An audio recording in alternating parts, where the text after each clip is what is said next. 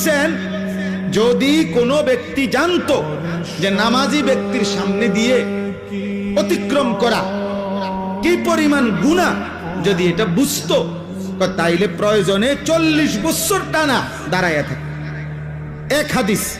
আরেক হাদিসে আবু হুরায়রার হাদিস হলো যে নবীজি বলছেন তাহলে সে প্রয়োজনে 100 বছর হইল দাঁড়াইয়া থাকতো, তবু অতিক্রম করতো না। এটা হলো একটা কথা।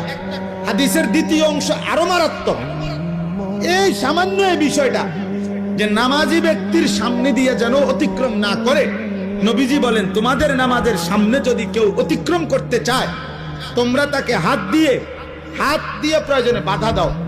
যদি বাধা না মানে তাহলে তুমি তোমার শক্তি প্রয়োগ করো, মানে হাত জোর করে ধরে রাখো যেন কোনোভাবে তোমার হাত ধাক্কাইয়া সে যাইতে না পারে।